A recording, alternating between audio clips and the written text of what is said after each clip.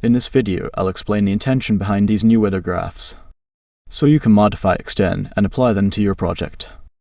As you can see, we don't have a big master graph where we combine all weather effects. The first reason is because of performance. To illustrate the problem, I will call the rain-based graph here. It has a lot of parameters, but they aren't that complicated. I will go into the details of this graph later. For now, I will just press play. The CPU load is trivial because this graph isn't included yet. If I make a connection like this, now you can see that even without triggering on play, it still costs a lot of CPU load.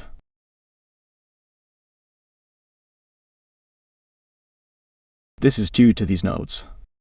By default, all nodes in MetaSounds always run their execute function. For this node, it will only actually run if you trigger its play input. Otherwise, it will just clear the output audio buffer in return, which has trivial cost. But these nodes will always do all of their operations regardless of the input. So if you use a lot of them like this, there will always be performance costs, even without triggering on play. So if you combine all the wind, rain, thunder, etc. into one big graph, a lot of CPU and memory will be wasted. The second reason is because of spatialization. Both Unreal and our spatialization interfaces depend on the location where you spawn the graph and the location of the listener. If you combine all of these together, they always share the same location. For rain, it isn't a big deal. But for random events like thunder, you want to spawn it based on the lightning VFX location. So that's why it's better to separate these graphs and only spawn them on demand. Okay, now let's start with the wind graph. This graph is very similar to the dynamic wind graph before, but they are more specialized for ease of use at runtime. These are just randomizing and mapping nodes to create variations when running. To generate the wind, we use the external force synth node together with pink noise. You can use white noise if you want, but we feel it's a bit too noisy. For the wind, we want them to be wide but not too wide. So to give them a sense of direction, we use delay nodes. This wind azimuth is the angle between the wind direction and the listener's camera.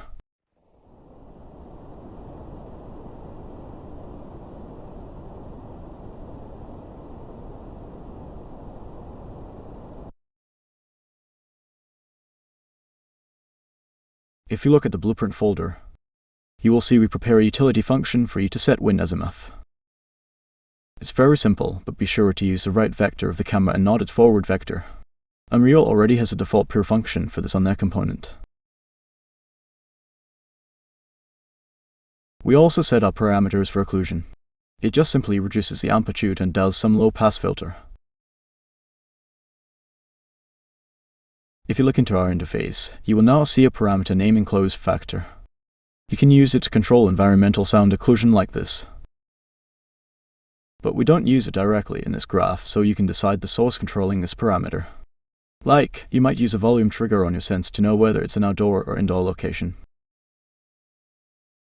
The howling scale here just scales the decay rate.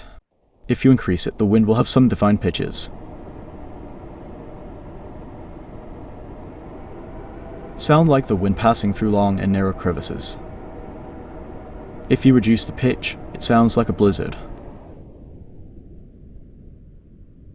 Overall, a simple graph.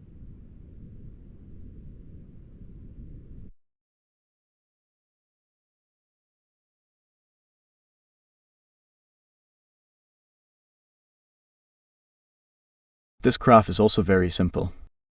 It is meant to be used for those grassy noises when you have a gust of strong wind.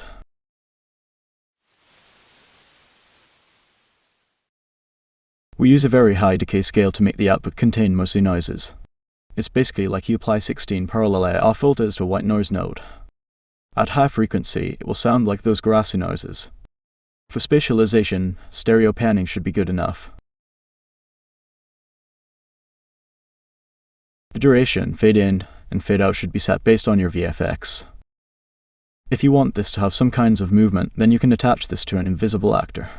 These spatialization parameters will sync with the location of your actor, though it might be a bit overkill and overcomplicated.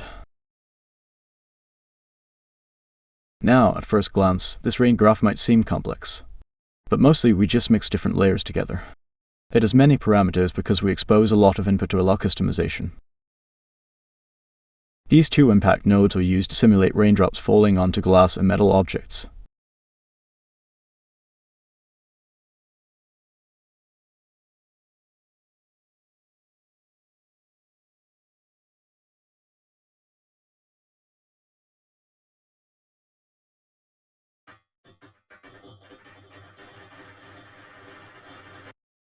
They are very subtle. We assume it's a city scene, so you have cars, windows, buildings, etc., which are mostly metal and glass. For other scenarios, you can change the models in these parameters. Most games will just use a generic rain sound, so we disable these by default.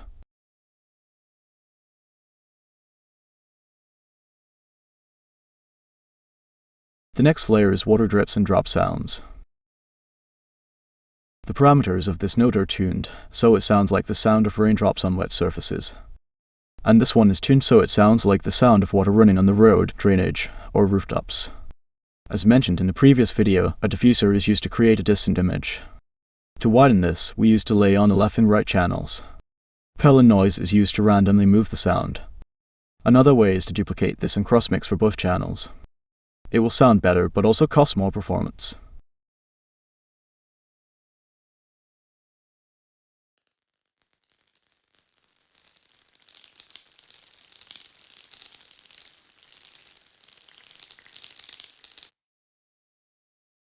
This one is a bit more complicated. We have a node for the damp or background before.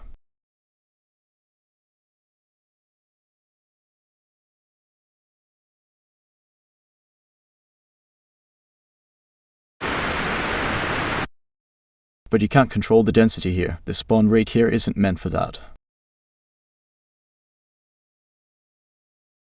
So to make it work at different densities, we start with the burble sound gen node. But its job is to create noise if you listen to it directly.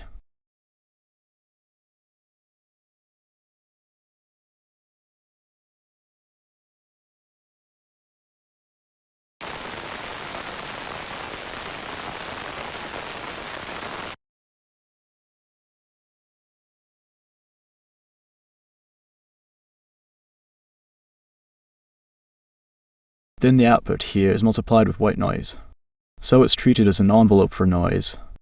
For high rain density, we add the noise with the multiplication result. The cross-mix here is to increase the correlation between the left and right channels. This helps to improve the center image. Then they are passed through an external force synthesizer node. Two model files are mixed together. The rain one is for the foreground noise, and the other one is for the background noise.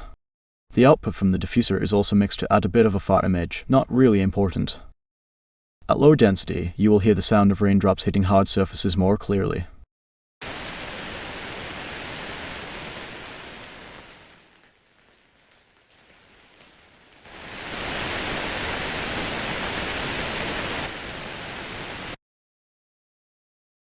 And when we mix all of these together,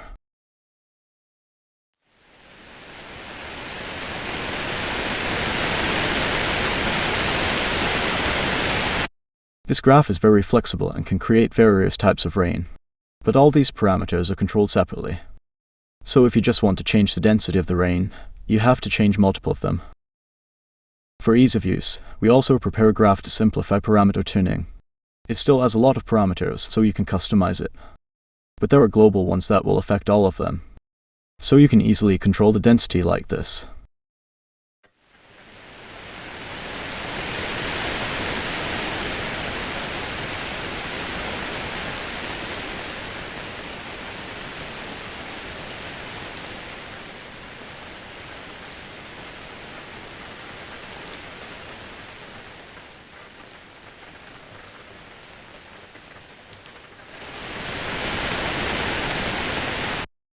Similar to the wind graph, we also have an occlusion input.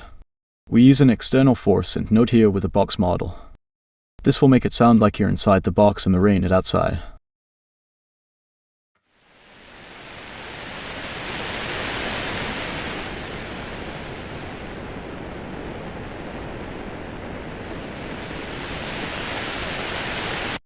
If you want to reduce the performance cost, you can render this to audio files at different density settings. Then simply play them back at runtime with a wave player node. You can even mix it with other rain audio layers to improve the result.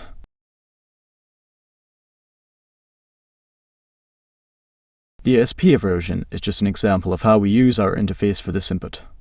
But a rain VFX system usually also detects occlusion to spawn rain, so you can just reuse that occlusion here. The third-party plugin that we use here also has occlusion settings. But in the demo later, we use this graph with our spatialization interface parameter. Similarly, Thunder also has a base version, and another graph to tune all of these parameters. This one has a delay no because light is faster than sound, and you see the lightning before you can hear it. Lightning is really far, so the distance range is large. Usually you won't hear this.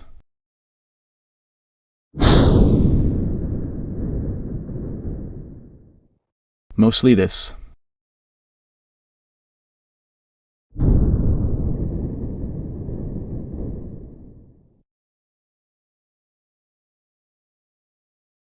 We have the lightning layer for the main electric discharge. The rumble layer is done by mixing all layers and passing them through this node. Crackle is for those extra electric discharge rumbles before or after the main lightning. The lightning discharge is lacking a bit of thunder characteristic, like compared to pre-recorded files.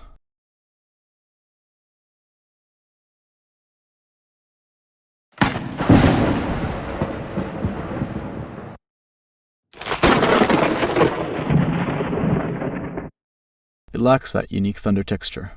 At the moment, we do not have a specialized synthesizer for this. On the other hand, recordings usually lack that deep rumble sound.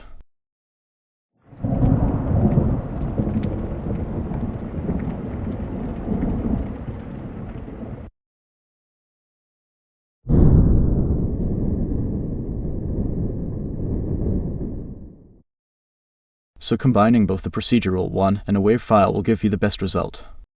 We aim to make the plugin fully procedural, so we never include wave files in our graph. Because personally, I think that will make us lazy to research and develop new solutions. But of course, you can freely add and mix your own to make them sound more unique. Now for the SP graphs, only this part is new. We want the listener to feel the movement of the sound. So the elevation is gradually increased over time. For example, if the azimuth is 90. At first, the energy concentrates on the right ear, but because the elevation is increased, sound will gradually move to the top of your head. To hear this, you will need to use headphones. If you disable HRTF, this part here won't do anything.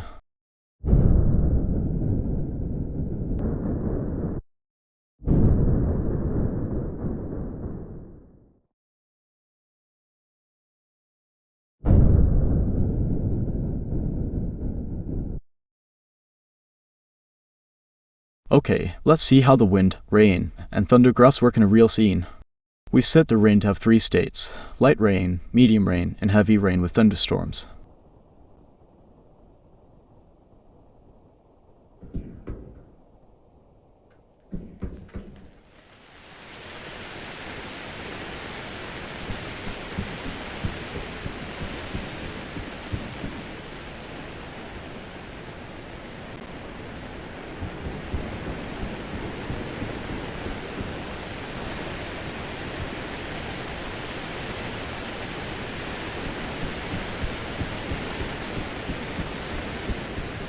The occlusion is controlled by our interface instead of using the occlusion from the weather plugin.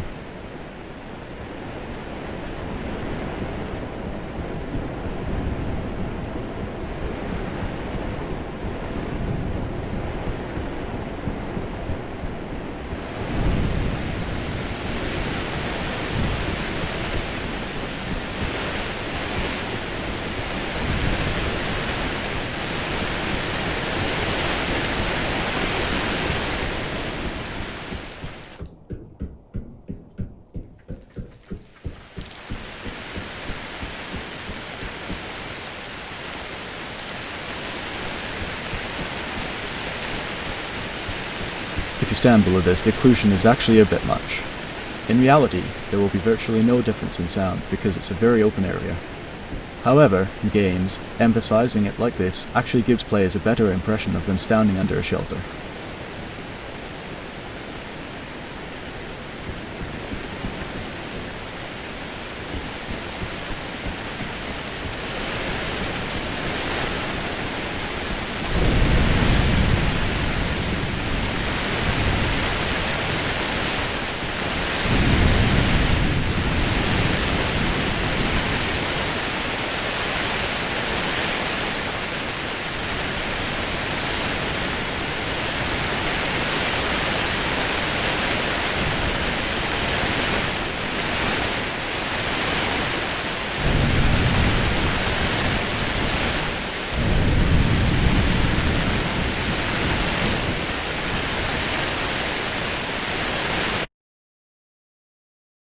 For ease of use, we also prepare some utility functions to show you how to spawn and control these graphs. For the rain and wind, you need to spawn them and reference their audio component to stop them later. The thunder graph will stop automatically, so you can just spawn and ignore them. And that is all you need to know about the new update. We will publish it to the store once we finish verifying all content. Bye for now, and I'll see you again when a new update is ready.